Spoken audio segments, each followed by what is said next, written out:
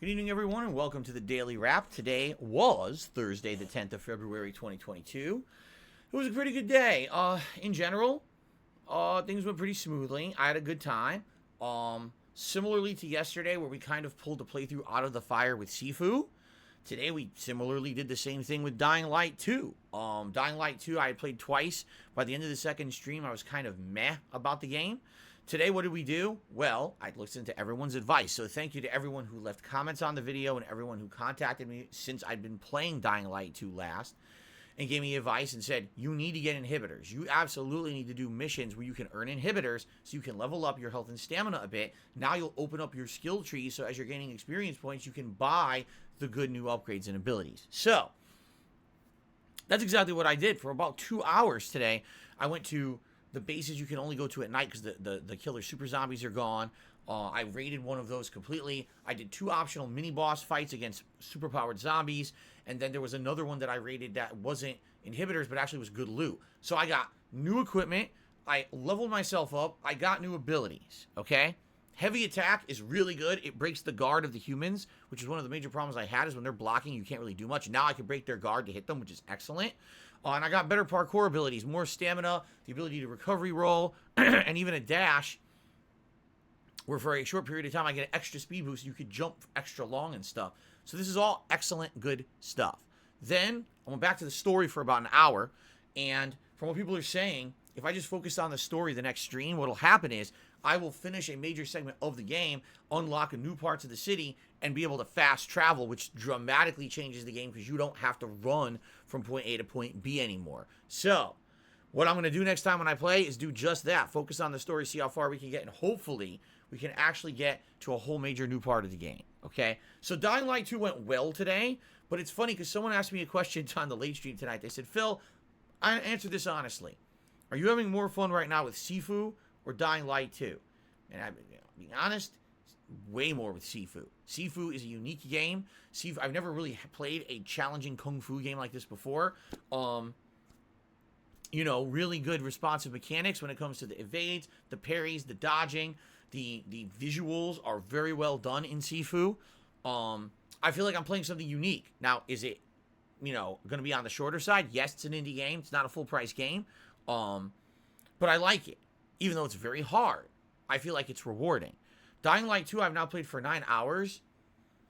Maybe I've had fun for 90 minutes. Maybe 2 hours tops. Most of it is kind of very repetitive and not very interesting. The fact that I have to go out of my way for hours to find these inhibitors, to level up so that I can get better abilities just to continue on with story and stuff is dumb.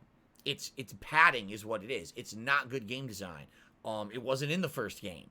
So it almost feels like the changes they made to Dying Light 2 actually make it worse rather than better than the first outing, at least from what I'm seeing 9 hours in, you know. Now, some people have said they've beaten the game in 20 hours, and others are like, nah, if you take your time and you really want to see the content of the game, it's like 40 hours long. Now, herein lies the rub about that. That's great and all, but out of the 20 to 40 hours that is the game, how much is fun, right? Of course, fun's subjective, but like I said, really I haven't felt like I've had too much fun playing in the 9 hours that I've played it so far. And here's the other catch. Guess what? In 1 week's time, we've got multiple new releases. We've got King of Fighters 15, a new fighting game. We've got Horizon Forbidden West, a brand new action-adventure game that people have been waiting for a very long time, right? And then on top of that, the week after that, we got Elden Ring. So with all that coming out, we got about a week to kind of play and mess around with Dying Light 2 and Sifu. I'm not too worried about Sifu. We're already about to beat the third world. I'm playing it again tomorrow as the main stream. We'll probably see the end of the third world, probably most of the fourth, and maybe one more stream. Maybe we can even beat it. So that's all well and good. But Dying Light 2, even if I play it 2-3 times before the next slew of new games, I doubt we're going to even really get that far.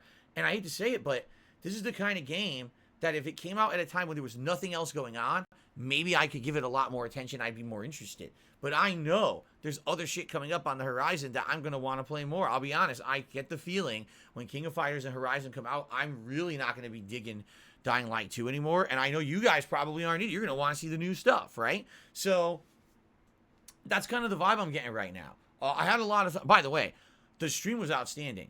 Attendance was great because people wanted to see me play it again. They were curious about this game. Does it get any better or whatever? Attendance was great. Engagement was great. Contributions were great. We exceeded the goals. No complaints in that regard. But my major complaint right now is the game itself. Okay? So the first stream was great. Second stream today was Skyrim Anniversary Edition. We had chill vibes. We had a decent amount of people. It was a late stream, so not as many as the first, stream, but a decent amount of people. Good engagement.